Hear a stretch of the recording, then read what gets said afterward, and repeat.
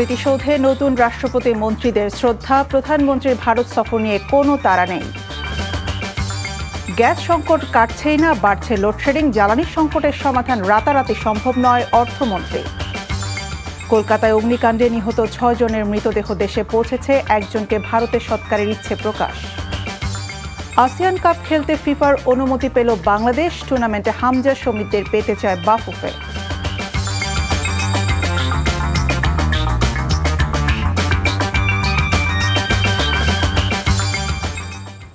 আসসালামু আলাইকুম, ইফাতারা সুরভি স্বাগত জানাচ্ছি এনটিভির রাতের খবরে। দেখছিলেন আই গ্যাস ইউনাইটেড শিরোনাম, এবার পুরো খবর। দায়িত্ব গ্রহণের পর সাভার জাতীয় স্মৃতিসৌধে পুষ্পস্তবক দিয়ে ৭১-এর বীর শহীদদের প্রতি শ্রদ্ধা জানিয়েছেন নবনির্বাচিত রাষ্ট্রপতি মির্জা ফখরুল ইসলাম আলমগীর। রাষ্ট্রের সর্বোচ্চ সাংবিধানিক পদে আসীন হওয়ার পর তার এই প্রথম শ্রদ্ধা নিবেদন ঘিরে সেখানে তৈরি হয় ভাব গাম্ভীর্যপূর্ণ পরিবেশ। পরে জাতীয় স্মৃতিসৌধে শ্রদ্ধা জানান নবনিযুক্ত ৪ মন্ত্রী ও ২ প্রতিমন্ত্রী। এ সময় তারা বলেন, কাজের চ্যালেঞ্জ থাকলেও তা মোকাবেলা করেই এগিয়ে যেতে চান তারা।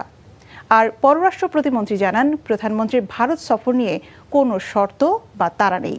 Iftekhar Reza report.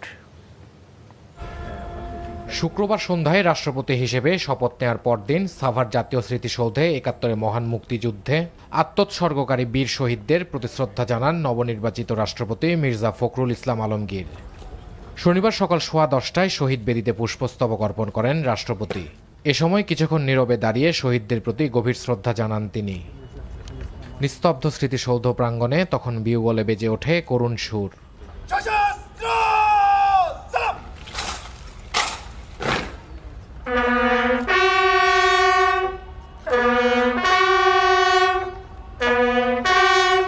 Guard of honour প্রদান করে ৩ বাহিনীর চৌকস দল।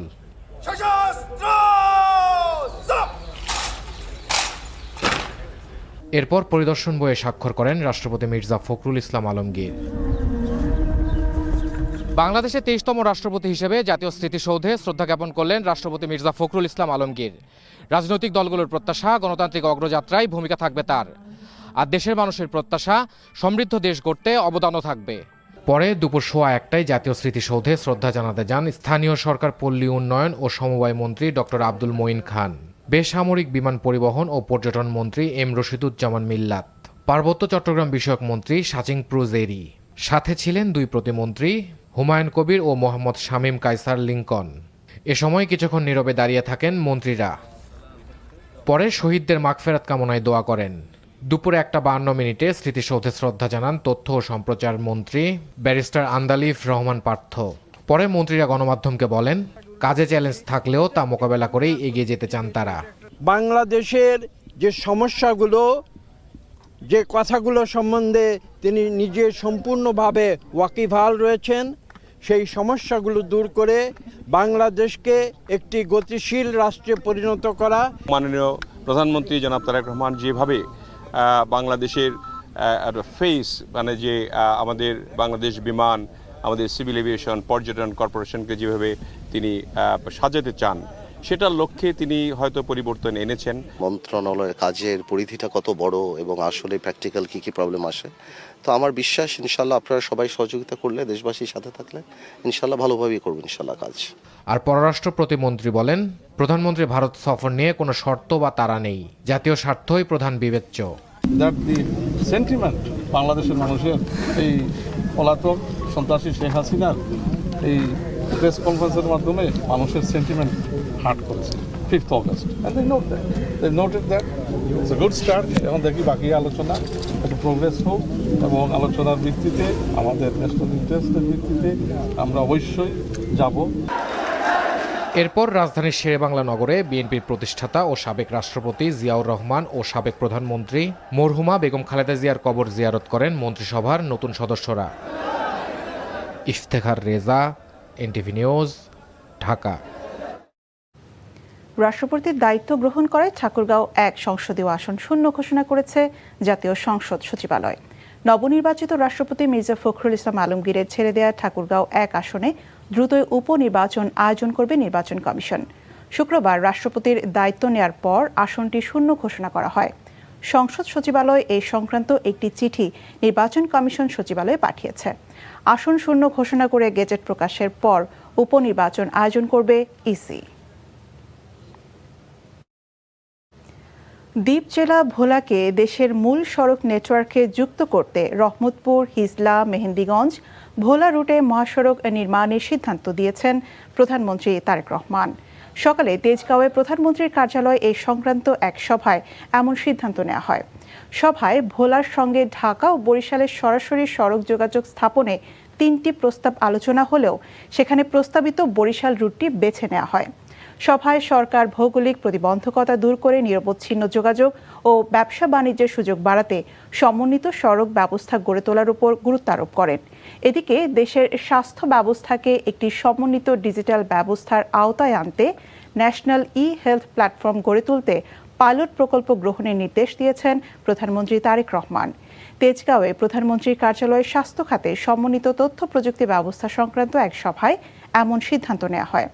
প্রাথমিকভাবে কয়েকটি জেলায় পাইলট প্রকল্প বাস্তবায়নের মাধ্যমে প্ল্যাটফর্মটির কার্যকারিতা, সম্ভাব্য সমস্যা, ব্যয় ও বাস্তবায়ন যোগ্যতা যাচাইয়ের নির্দেশ দেন প্রধানমন্ত্রী।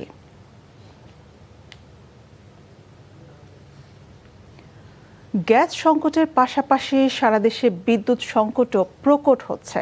পরিস্থিতি সামাল দিতে লোডশেডিং বাড়িয়েছে বিদ্যুৎ বিভাগ।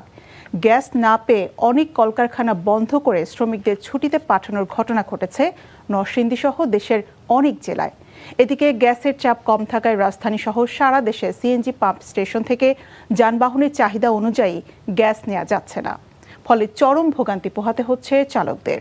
নরসিংদীর বিশ্বজিৎ সাহাকে সাথে নিয়ে রিপোর্ট করছেন হাসান জাবেদ।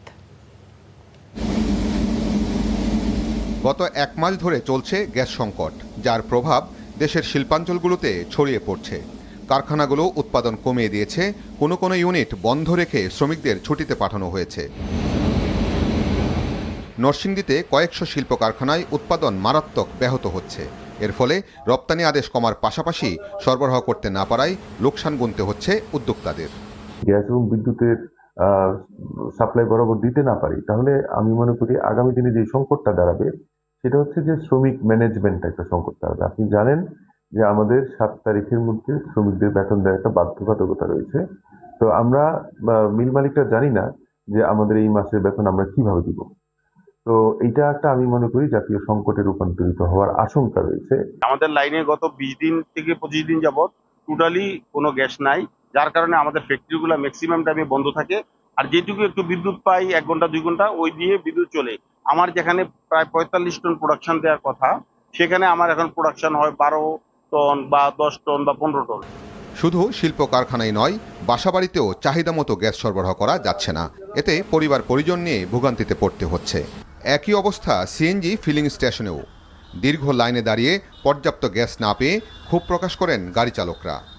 কোনো সময় 3বারও নিতে হয়, তো 3বার গ্যাস নিতে হলে কোনো পাম্পে দেখা যায় 2 ঘন্টা 2.5 ঘন্টা সিরিয়াল থাকে, তখন তো আমরা সময় ক্যাপচার করতে পারি না। কালকে 29টা ঢুকছে একবার, আরেকবার ঢুকছে 190 টাকার, আর রাত্রে 170 টাকা ঢুকছে। কাঁচা বাজারে যে দাম, যে কয় টাকা ভাড়া মারি, বর্তমানে গ্যাসের যে সমস্যা, গ্যাসের কারণে মানে একবারে বেহাল অবস্থা বর্তমানে। সিএনজির চাপ একেবারে না থাকায় অনেক পাম্প স্টেশন বন্ধ রাখতেও দেখা গেছে। সংকটের সমাধান কবে হবে তাও জানা নেই তাদের। আমাদের গ্যাস তো চরম আকারের সংকট, তো বলার বাহিরে। গত কয়েকদিন থেকে তো দিনে রাতে 24 ঘন্টাই বলতে গেলে গ্যাস ছিল না। গত রাতে কিছু গ্যাস আসছে অল্প, আবার তো এখন দিনে আপনারা দেখতেছেন তো সব স্টেশন বন্ধ, পাম্পগুলো বন্ধ। গ্যাস সংকটের সাথে বিদ্যুৎ সংকটও প্রকট আকার ধারণ করছে। গ্রামে ঘন্টার পর ঘন্টা বিদ্যুৎ না থাকায় নানামুখী সমস্যায় পড়তে হচ্ছে নাগরিকদের।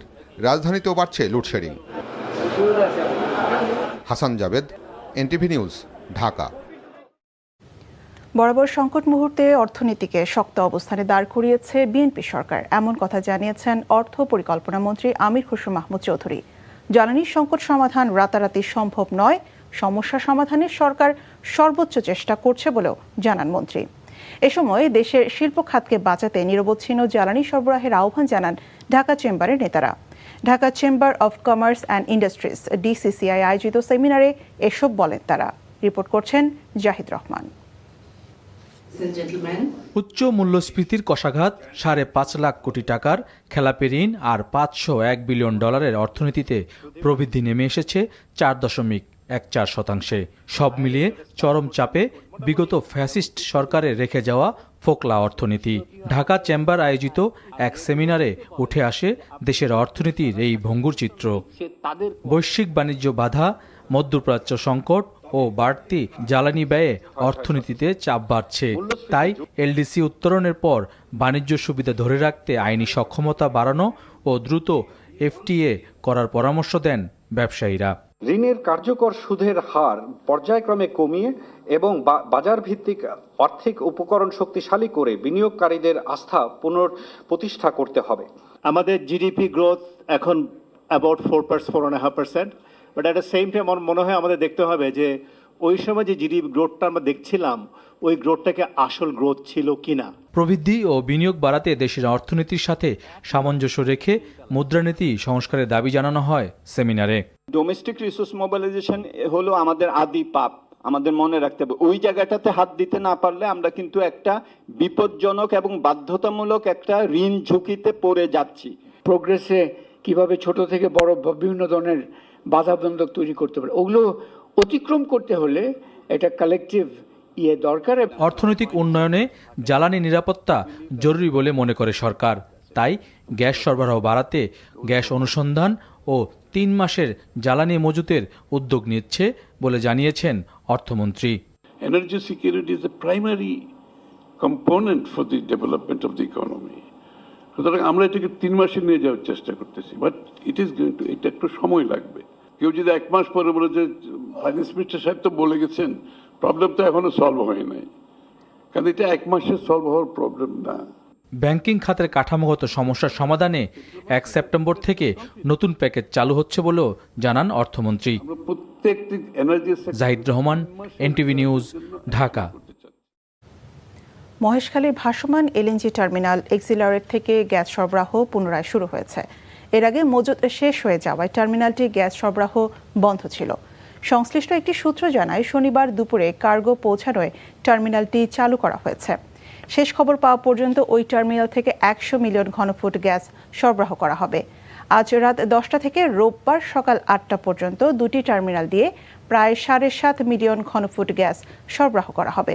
এলএনজিবাহী জাহাজ না আসায় বুধবার বিকেলে এক্সিলারেট টার্মিনাল থেকে গ্যাস সরবরাহ বন্ধ হয়ে গিয়েছিল, ফলে দেশে গ্যাস সংকট তীব্র আকার ধারণ করে।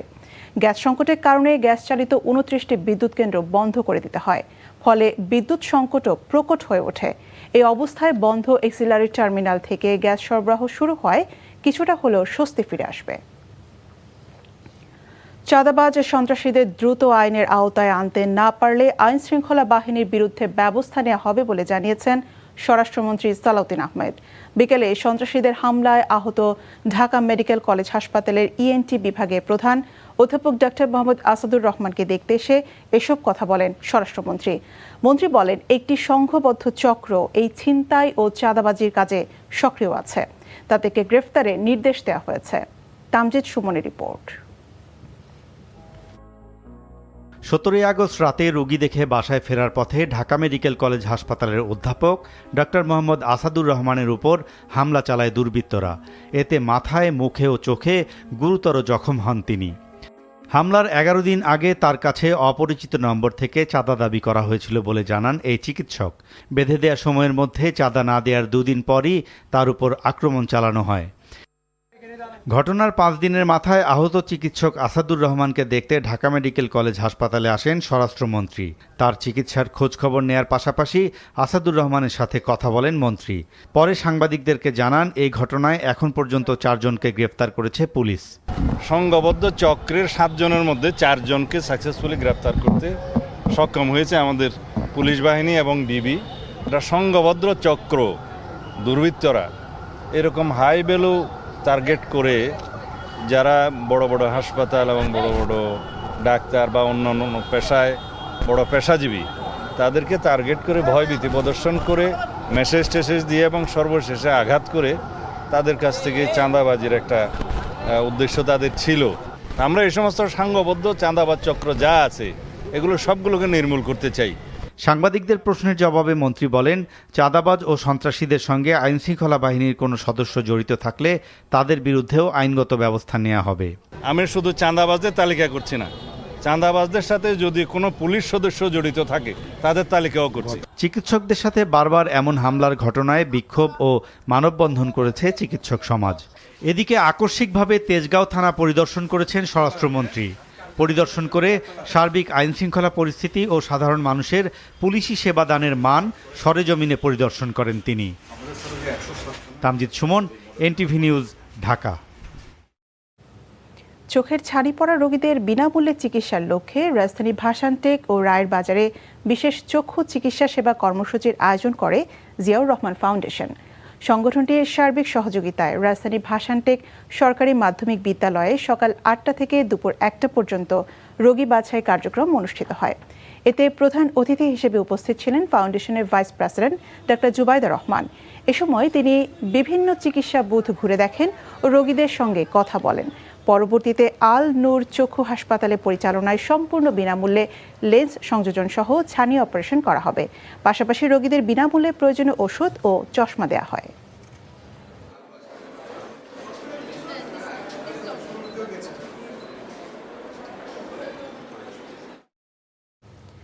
ভারতের কলকাতায় আবাসিক হোটেলে ভয়াবহ অগ্নিকাণ্ডে নিহত 7 বাংলাদেশির মধ্যে 6 জনের মৃতদেহ দেশে পৌঁছেছে। পরে পরিবারের পক্ষ থেকে ধর্মীয় রীতি অনুযায়ী দাফন ও সৎকার করা হয়। এদিকে সাতক্ষীরা রেবতী সরকারের মরদেহ ভারতে সৎকারের ইচ্ছে প্রকাশ করেছে তার পরিবার। ইমরুল কায়েসের ডেস্ক রিপোর্ট। শনিবার দুপুরে সাতক্ষীরার ভোমরা স্থলবন্দরের ইমিগ্রেশন কর্মকর্তার কাছে ভারতের আবাসিক হোটেল অগ্নিকাণ্ডে নিহত SM আলিমুজ্জামান সাজুর মরদেহ হস্তান্তর করে বিএসএফ ও ভারতীয় ইমিগ্রেশন কর্তৃপক্ষ। ভোমরা স্থলবন্দর ইমিগ্রেশন পুলিশ মরদেহ গ্রহণ করে নিহতের ভাই নুরুন নবীর কাছে বুঝিয়ে দেয়। পরে নিহতের স্বজনরা মরদেহ নিয়ে যায় গ্রামের বাড়ি। সেখানেই জানাজা শেষে পারিবারিক কবরস্থানে দাফন করা হয়। ইন্ডিয়ার বিএসএফ এবং ইমিগ্রেশন কর্তৃপক্ষের তরফ থেকে তার লাশ আমাদের কাছে বোঝাই দেয়। আমরা বাংলাদেশ ইমিগ্রেশন, ভোমরা পুলিশ, ভোমরা ইমিগ্রেশন চেকপোস্ট এবং বাংলাদেশ বিজিবি ভোমরা চেকপোস্টের যিনি দায়িত্বপ্রাপ্ত অফিসার ছিলেন, আমরা লাশটা 12টার দিকে গ্রহণ করে যিনি মারা গেছেন ওনার ভাই জনাব SM নুরুন নবীর ওনার কাছে ওনার ভাইয়ের লাশটা আমরা বুঝিয়ে দিই। কলকাতার মির্জা গালিব স্ট্রিটের আবাসিক হোটেল অগ্নিকাণ্ডে নিহত অপর 5 জনের মরদেহ বেনাপোল আন্তর্জাতিক চেকপোস্ট দিয়ে বিকালে হস্তান্তর করা হয়। পরে বেনাপোল স্থলবন্দর থেকে কুষ্টিয়ার নিহত সাংবাদিক দেবাশিস দত্ত সহ তার স্বজনদের মরদেহ নিজ গ্রামের উদ্দেশ্যে রওনা হয়েছে। সন্ধ্যায় সেখানে ধর্মীয় রীতি অনুযায়ী তাদের মরদেহ দাফন ও সৎকার করা হবে। আমার সংসারের উপায় অক্ষম একজনই আমার দেবাশিস দত্ত, আমার ছেলে, ঠিক আছে, সেই আমাদের সংসারের সমস্ত কিছু ছিল। আমি তো এখন অসহায়, আমার আর পৃথিবীতে কেউই নেই। অন্যদিকে অগ্নিকাণ্ডে নিহত সাতক্ষীরার রেবতী সরকারের মরদেহ ভারতে সৎকারের ইচ্ছা প্রকাশ করেছে তার পরিবার। এজন্য পররাষ্ট্র মন্ত্রণালয়ের সহযোগিতা চান নিহতের স্বজনরা।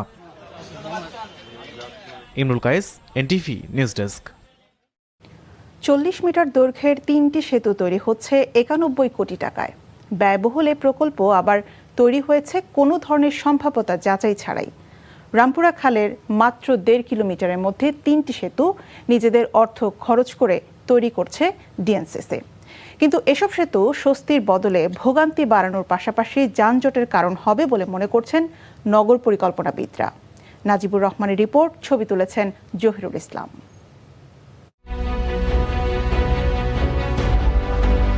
আফতাবনগর আর বনশ্রী দুই এলাকার মাঝে বয়ে গেছে রামপুরা খাল।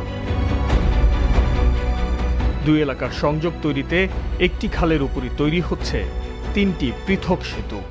3টি সেতু তৈরি হচ্ছে মাত্র 1.5 কিলোমিটার জায়গায়।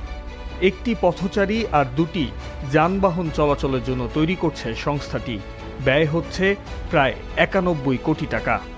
বিপুল অর্থ ব্যয়ে নির্মিত এই প্রকল্পের আগে হয়নি কোনো ফিজিবিলিটি স্টাডি বা সম্ভাব্যতা যাচাই।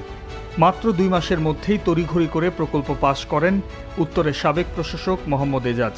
অনিয়মের এ প্রকল্পে এরই মাঝে শেষ হয়েছে একটি পথচারী সেতুর কাজ। সেতুর উচ্চতা বাধাগ্রস্ত করতে পারে পানিপথের যোগাযোগও। রামপুরা খালের দুপাশের বাসিন্দাদের ভোগান্তির কথা বিবেচনা করে তড়িঘড়ি করে 3টি সেতু নির্মাণের প্রকল্প হাতে নেয় ঢাকা উত্তর সিটি কর্পোরেশন। তবে এর ফলাফল কি হবে তা নিয়ে স্পষ্ট ধারণা ছিল না ডিএনসিসির, যার ফলে military institute of science and technology MISTর গবেষণা বলছে এই 3টি সেতু দিয়ে চলাচলের ফলে গড় যাত্রা সময় কমবে না, উল্টো বাড়বে। MIST ট্রাফিক সিমুলেশন করে 4টি সম্ভাব্য ফলাফল তুলে ধরেছে। সহজ করে বললে, যেখানে বনশ্রী থেকে রামপুরা হয়ে আফতাবনগর যাওয়ার পথ যানজট ছাড়া 10 থেকে 12 মিনিটের সেতু তৈরি হলে সে পথ দাঁড়াবে 20 থেকে 25 মিনিটে। একই সাথে খালের পাশের রাস্তায় যানবাহনের চাপ বাড়বে কয়েক গুণ, তৈরি হবে ভয়াবহ যানজট। প্রকল্প অনুমোদনের আগে এ নিয়ে কোনো ধারণাই আমলে নেয়নি সংশ্লিষ্টরা। এ নিয়ে বিস্ময় প্রকাশ করেছেন নগর পরিকল্পনাবিদরাও। সমীক্ষা ছাড়া একটা সিটি কর্পোরেশন কীভাবে ব্রিজ করতে পারে, এটা তো কোনোভাবেই এটা অ্যালাউ করবার সুযোগ নেই। তাহলে এই যে টাকাটা অনুমোদন দিল, ইমপ্লিমেন্টেশনে গেল, তাহলে এই কর্তৃপক্ষকে তো দায়ী করা উচিত যে কীভাবে রাষ্ট্রের টাকা ব্যয় করে আমরা 3টা ব্রিজ করলাম যার সমীক্ষাই হয়নি। তো এটা একটা কারিগরি অপরাধ। এই অপরাধগুলো একের পর এক হয়ে যাচ্ছে এবং এমন অনেক, আমরা তো আগে বলতাম যে সমীক্ষাগুলো দুর্বল, এখন দেখা যাচ্ছে সমীক্ষা ছাড়াই ব্রিজ হচ্ছে। তাহলে তো আসলে আমরা কোনো পরিবর্তন তো দেখা যাচ্ছে না, বরঞ্চ সরকারি টাকা খরচ করে দেখা যাবে এখানে আরও যানজট বাড়ছে। ডিএনসিসির বর্তমান প্রশাসক দায় দিয়েছেন অন্তর্বর্তী সরকারের সময়ে নিয়োগ পাওয়া প্রশাসনের উপর।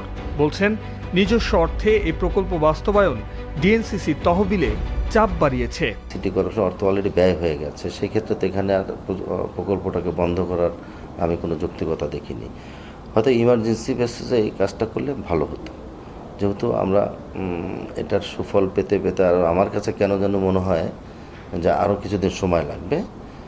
এই হলো অবস্থা। টেন্ডার প্রক্রিয়ার সাথে যারা জড়িত ছিল তারা একটু ফিজিবিলিটি স্টাডি করে চিন্তাভাবনা করে কাজটা করলে ভালো হতো। চুক্তি অনুযায়ী 2026 সালের ডিসেম্বরে 3টি সেতু জনসাধারণের জন্য উন্মুক্ত করার কথা রয়েছে নির্মাণকারী প্রতিষ্ঠানের। Najibur Rahman, NTV news, Dhaka. ASEAN cup football প্রসঙ্গ। প্রথমবারের মতো আসিয়ান কাপ ফুটবল খেলতে যাচ্ছে বাংলাদেশ। নাম প্রত্যাহার করা ভারতের জায়গায় বাংলাদেশকে খেলার অনুমোদন দিয়েছে ফিফা। কার্যনির্বাহী কমিটির সভা শেষে এ তথ্য নিশ্চিত করেছে বাফুফে। আগামী 24 সেপ্টেম্বর থেকে 4 অক্টোবর ইন্দোনেশিয়ার জাকার্তায় অনুষ্ঠিত হবে এই প্রতিযোগিতা। এই গ্রুপে বাংলাদেশের প্রতিপক্ষ স্বাগতিক ইন্দোনেশিয়া, মালয়েশিয়া ও সিঙ্গাপুর। সাফ চ্যাম্পিয়নশিপের আগে এই টুর্নামেন্টে খেলতে মুখিয়েই ছিল বাফুফে, কারণ অংশ নিলেই ফিফার অর্থায়নে অন্তত 4টি আন্তর্জাতিক ম্যাচ খেলার সুযোগ পাবে লাল সবুজরা। শিরোপা পুনরুদ্ধারের মিশনে এই প্রতিযোগিতাকে বাড়তি গুরুত্ব দিচ্ছে বাংলাদেশ। হামজা চৌধুরী, সৌমিত সোমদের এই টুর্নামেন্টে পাওয়া যাবে বলে আশাবাদী ফুটবল ফেডারেশন।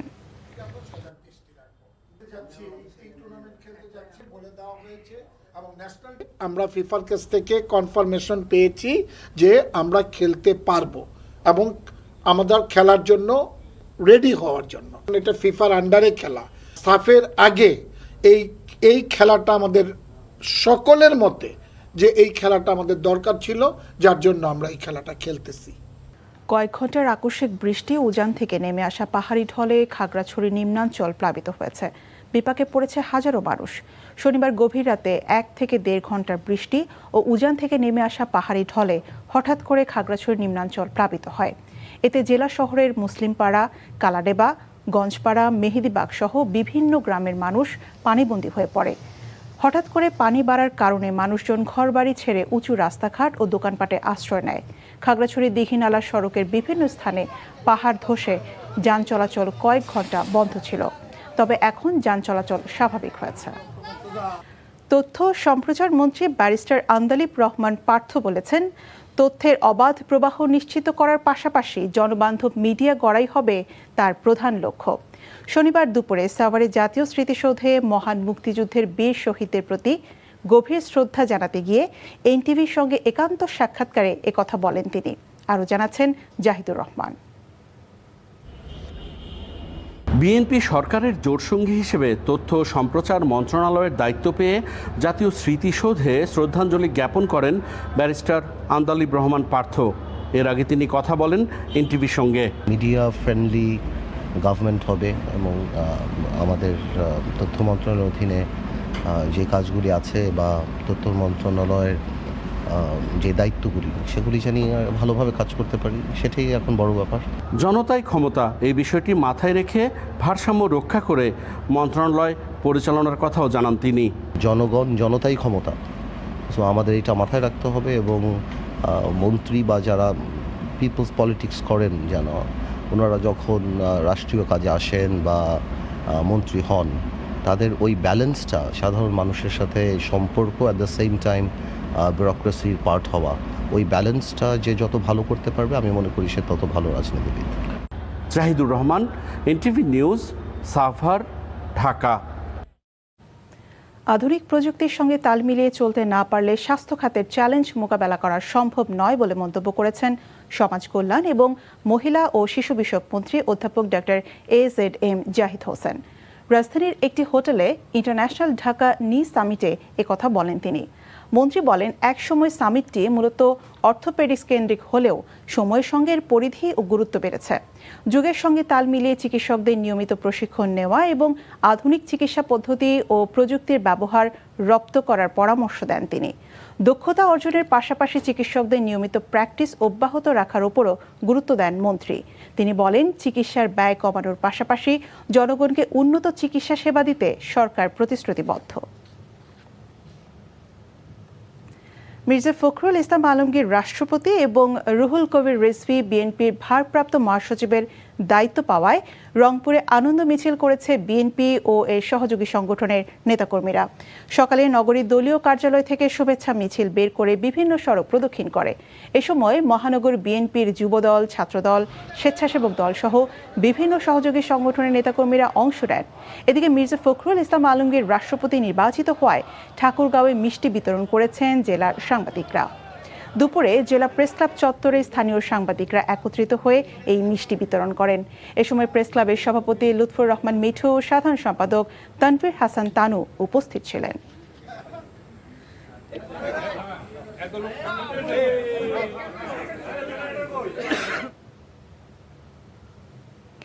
জাতীয় কবি কাজী নজরুল ইসলামের ১২৭তম জন্মজয়ন্তী উপলক্ষে রাজধানী শিল্পকলা একাডেমিতে আয়োজন করা হয়েছে আলোকচিত্র প্রদর্শনী, আলোচনা ও সাংস্কৃতিক অনুষ্ঠান। সন্ধ্যায় জাতীয় চিত্রশালা মিলনায়তনে অনুষ্ঠানটির আয়োজন করা হয়। এছাড়াও ৩ দিনব্যাপী আলোকচিত্র প্রদর্শনী চলবে ২২ থেকে ২৪ আগস্ট জাতীয় চিত্রশালার গ্যালারি ৭-এ। মূলত নজরুলের বিদ্রোহী চেতনা, মানবতাবাদ, সাম্য ও শোষণ বঞ্চনার বিরুদ্ধে তার সাহসী অবস্থান তুললে নতুন প্রজন্মের কাছে তুলে ধরা হয়েছে এই আলোকচিত্রের মাধ্যমে। এছাড়াও বিশেষ অতিথি হিসেবে উপস্থিত ছিলেন মোহাম্মদ আরিফুর রহমান, কবি আলফ্রেড খোকন এবং অতিরিক্ত police super, bureau of investigation Mohammad Nasim Mia. পরের দিন ওই প্রতিবছর সামনে এলে ভয়ঙ্কর সুন্দর।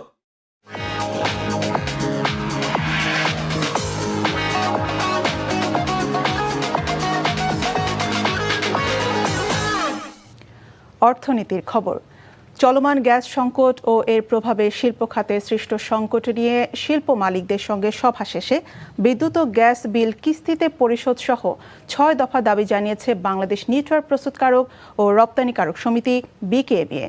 সন্ধ্যায় নারায়ণগঞ্জের চাষেরায় BKME এর প্রধান কার্যালয়ে আয়োজিত সংবাদ সম্মেলনে সংগঠনের সভাপতি মোহাম্মদ হাতেম এসব দাবি তুলে ধরেন। গ্যাস সরবরাহ কখন স্বাভাবিক হবে সে বিষয়ে শিল্প মালিকরা বর্তমানে স্পষ্ট কোনো ধারণা পাচ্ছে না বলেও অভিযোগ করেন তিনি। গণপরিবহন ছাড়া অন্যান্য যানবাহনে সাময়িকভাবে CNG সরবরাহ বন্ধ রাখার অনুরোধ জানান BKME এর সভাপতি, যাতে শিল্প কারখানায় গ্যাস সরবরাহ বাড়ানো সম্ভব হয়।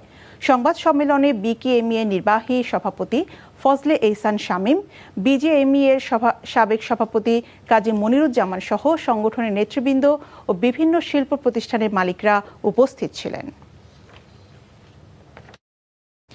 ঢাকা বিশ্ববিদ্যালয়ে ন্যাশনাল মডেল ইউনাইটেড নেশনস 2026-এর 13তম আন্তর্জাতিক সম্মেলন অনুষ্ঠিত হয়েছে। শনিবার ঢাকা বিশ্ববিদ্যালয়ের নওয়াব আলী চৌধুরী সিনেট ভবনে এই সম্মেলন অনুষ্ঠিত হয়। ঢাকার তরুণ বিতার্কিকরা ছায়া সংসদীয় বিতর্কে অংশ নেন।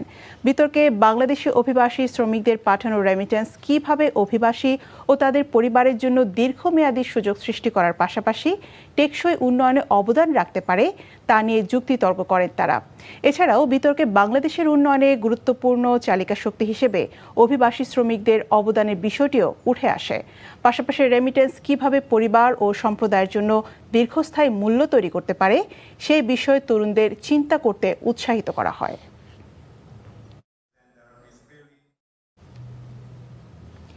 মেঘনা গ্রুপ অব ইন্ডাস্ট্রিজের অঙ্গ প্রতিষ্ঠান মেঘনা সিরামিক ইন্ডাস্ট্রিজ লিমিটেডের ব্র্যান্ড ফ্রেশ স্যানিটারি ওয়্যার আজ থেকে আনুষ্ঠানিকভাবে যাত্রা শুরু করেছে। নারায়ণগঞ্জের আশারিয়ার চরে MCIL এর কারখানায় ফ্রেশ স্যানিটারি ওয়্যারের আনুষ্ঠানিক উন্মোচন করা হয়। MGI এর চেয়ারম্যান ও ম্যানেজিং ডিরেক্টর মোস্তফা কামাল পণ্যগুলোর আনুষ্ঠানিক উন্মোচন করেন। নিখুঁত নির্মল ফ্রেশ ট্যাগলাইন নিয়ে বাজারে আসা ফ্রেশ স্যানিটারি ওয়্যারে থাকছে অধিকতর হোয়াইটনেস, যা পণ্যকে টেকসইভাবে উজ্জ্বলতা নিশ্চিত করবে। এতে ব্যবহার করা হয়েছে উন্নত গ্লস, যা পণ্যের মসৃণ ফিনিশিং নিশ্চিত করবে। পাশাপাশি এর গ্লেজ হার্ডনেস পণ্যের স্থায়িত্ব নিশ্চিত করবে। স্যানিটারি ওয়্যার ব্যবসায় প্রায় 300 কোটি টাকা বিনিয়োগ করেছে MCIL। একদিনে 1 লক্ষে 1 লাখ বৃক্ষরোপণ করেছে ক্লেমনের পরিবেশ বান্ধব প্ল্যাটফর্ম গ্রিন ওয়েভ। বাংলাদেশের পরিবেশ, দেশীয় ঐতিহ্য ও আগামী প্রজন্মের জন্য একটি সবুজ পৃথিবী গড়ে তোলার প্রত্যয়ে এই বৃক্ষরোপণ কর্মসূচি হাতে নেওয়া হয়েছে বলে জানান আয়োজকরা। HM মেহেদী হাসানের রিপোর্ট। বৃক্ষরোপণ কর্মসূচির উদ্বোধন করেন ঢাকা উত্তর সিটি কর্পোরেশন DNCCর প্রশাসক শফিকুল ইসলাম মিল্টন। একই সঙ্গে সারা দেশে 8 বিভাগেও এ কর্মসূচি পালিত হয়। এর আগে উদ্বোধনী বক্তৃতায় DNCC প্রশাসক ক্লেমনের এই উদ্যোগকে সাধুবাদ জানান এবং এ কাজে সব ধরনের সহযোগিতার আশ্বাস দেন। এই যে মহৎ একটা উদ্যোগ, এই উদ্যোগ যদি অন্য কেউ এইভাবে গ্রহণ করে, আমি মনে করি ঢাকা সহ সারা বাংলাদেশ সবুজায়ন করতে যে দীর্ঘমেয়াদী যে পরিকল্পনা আছে, সেই পরিকল্পনাগুলো আমরা বাস্তবায়ন করতে পারবো। আর আকিজ ফুড অ্যান্ড বেভারেজ লিমিটেডের প্রধান নির্বাহী সৈয়দ জোহরুল আলম জানান, শুধু রোপণ নয়, বৃক্ষের যত্নেও কাজ করবে প্রতিষ্ঠানটি। গাছ আসলে আমাদের বিনামূল্যে বাতাস দেয়, অক্সিজেনের ফ্যাক্টরি। আমি যদি ভালো থাকতে চাই তাহলে আমাকে আসলে গাছ লাগাইতে হবে, ভালো গাছ লাগাইতে হবে, কোনো অপশন নাই আর। তো এই গাছ লাগানোটাকে আসলে একদিনের একটা কর্মসূচির মধ্যে না যেয়ে আমি মনে করি এটা আমাদের অভ্যাসের মধ্যে নিয়ে নেওয়া উচিত। রোপণ করা বৃক্ষের যত্ন নেওয়া দেশের 500 শিক্ষা প্রতিষ্ঠানের নির্বাচিত শিক্ষার্থীদের দেয়া হবে শিক্ষাবৃত্তি। HM মেহেদী হাসান, NTV নিউজ, ঢাকা। খবর শেষ করছি, যাবার আগে আই গ্যাস ইউনাইটেড শিরোনামগুলো জানাবো আরেকবার। স্মৃতিসৌধে নতুন রাষ্ট্রপতির মন্ত্রীদের শ্রদ্ধা, প্রধানমন্ত্রীর ভারত সফর নিয়ে কোনো তাড়া নেই। গ্যাস সংকট কাটছেই না, বাড়ছে লোডশেডিং, জ্বালানি সংকটের সমাধান রাতারাতি সম্ভব নয় অর্থমন্ত্রী। কলকাতায় অগ্নিকাণ্ডে নিহত 6 জনের মৃতদেহ দেশে পৌঁছেছে, একজনকে ভারতের সৎকারের ইচ্ছে প্রকাশ। আসিয়ান কাপ খেলতে ফিফার অনুমতি পেল বাংলাদেশ, টুর্নামেন্টে হামজা শমীদদের পেতে চায় বাফুফে। এই ছিল রাতের খবরে। এই খবরের ভিডিও সহ আপডেট জানতে ভিজিট করুন NTV অনলাইন www.ntvbd.com। এছাড়াও NTV জনপ্রিয় সব অনুষ্ঠান এবং খবরের আপডেট জানতে ভিজিট করুন আমাদের ইউটিউব ও ভেরিফাইড ফেসবুক পেজ। রাত 1টায় মধ্যরাতের খবর দেখার আমন্ত্রণ রইল। ধন্যবাদ সবাইকে।